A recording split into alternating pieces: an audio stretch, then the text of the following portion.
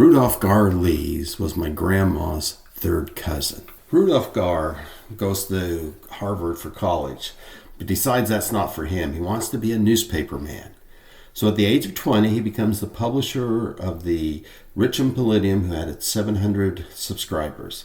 He stuck with that business the rest of his life. A year later, bought the Sun Telegram and merged it with the Richmond Item. Eventually buys up other newspapers and becomes the major and only newspaper in town with a circulation of 26,000 subscribers.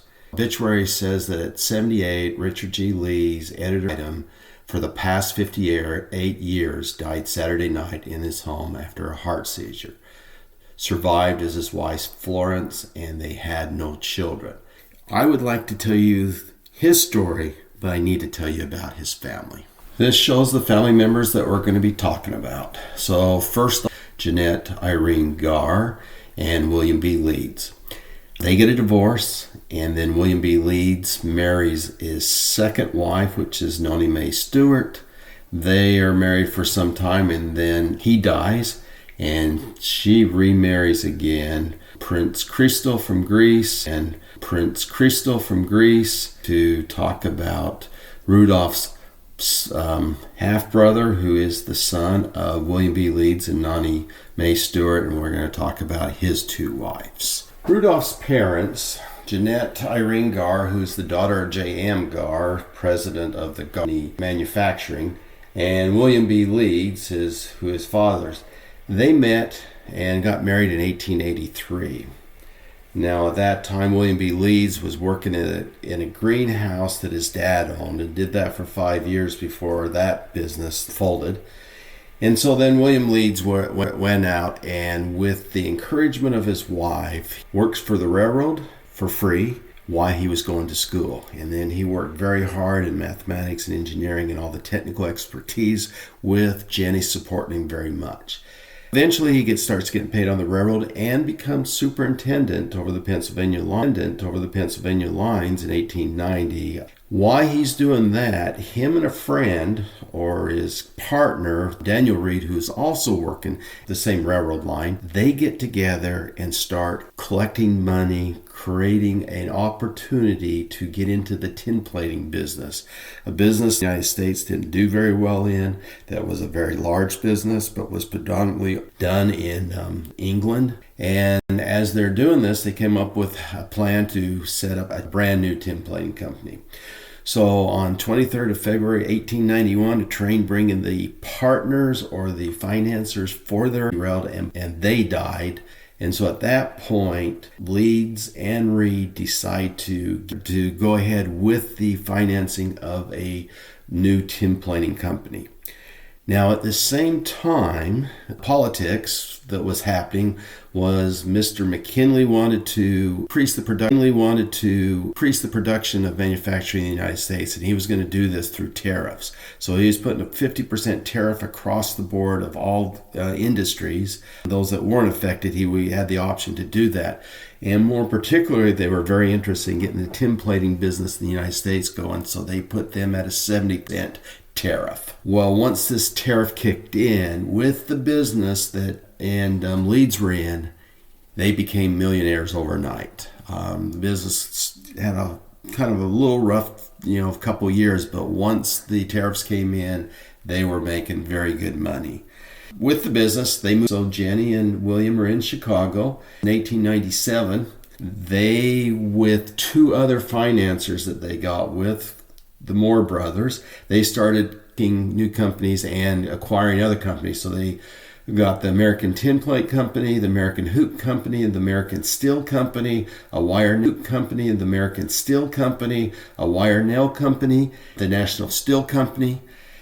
And with the business as big as it was, eventually the U.S. Steel decided to merge or buy them out, and so they bought out Leeds and Reed and the Moore brothers.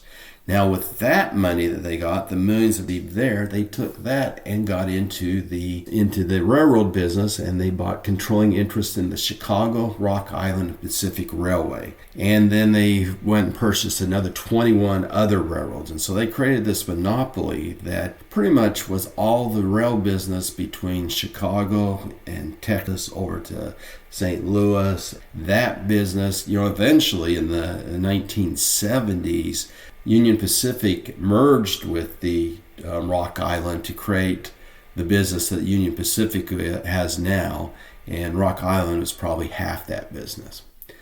So as you can imagine, they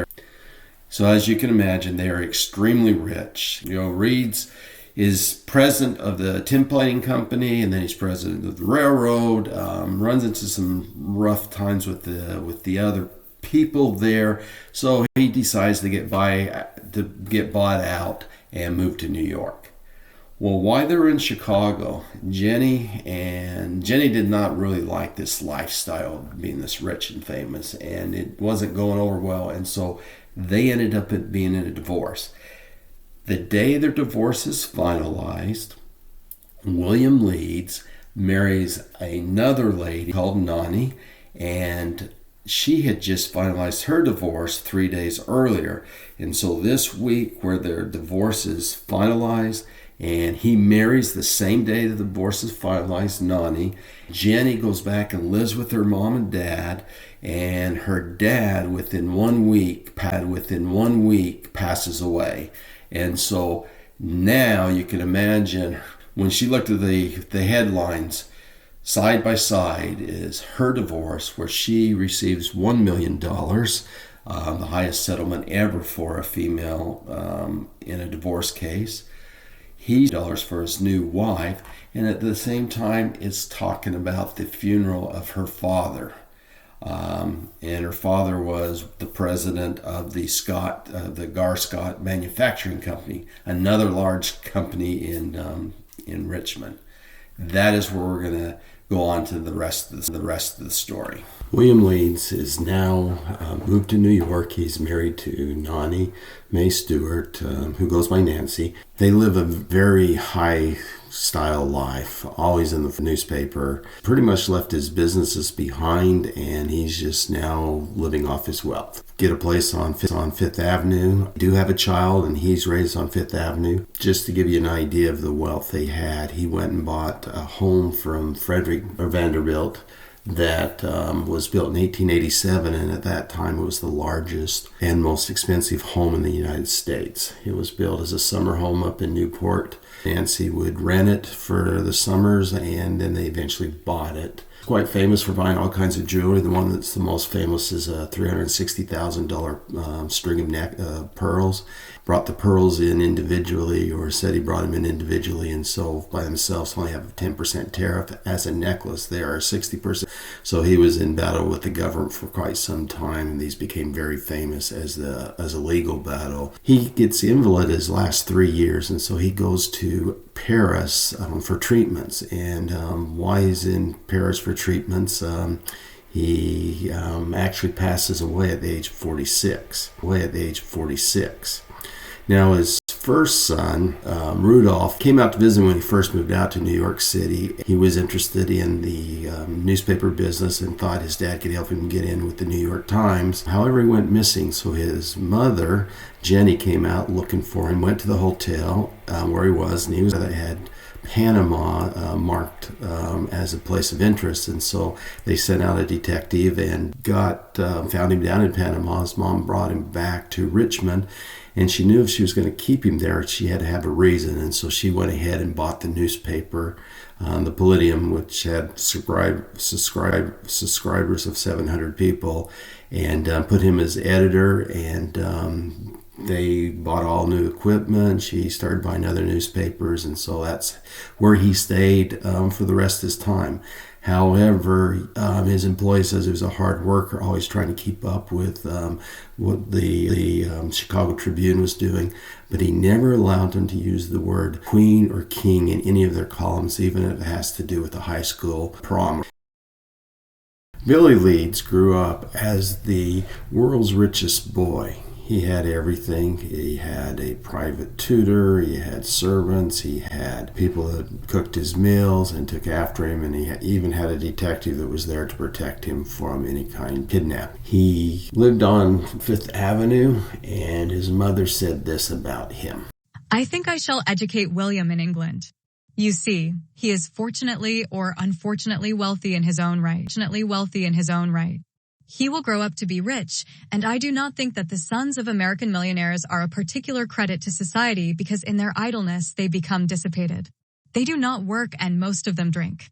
Hostesses here often have to apologize for the condition of their young men guests, whereas in England no man would ever appear twice in an intoxicated state. Of course, the young men in the social life of England do not work, but they go in for sports and are healthy, strong, and normal, and they do not drink as much as the idle young men of America. After William Leeds died, Prince Crystal, Greece royalty, he was offered the throne of Portugal, Lithuania, and Albania, but he refused. Some say so they could get married. It took him about 6 years for them to work out all the twice married commoner that she was so that they could get married. And shortly after they're married, she developed cancer and died in London in August of 1923, leaving no child for them, although Prince did have his stepson, which was Billy. At that time of the death of William Leeds, $30 to $40 million went to, and her son Billy was given a little over $1 million at the time, but the stipulation was when she passed away, half of the money would go to Billy, the other half would go to her heirs if she had any. When she passed away, the royal family needed the money as they were exiled in the 1920s. Just before she passed away, her son Billy came to visit her, and within 24 hours fell in love and was married to the Princess Xenia Georgina Romanova of Russia, who was Prince Crystal's niece. So now the money would still stay in the family.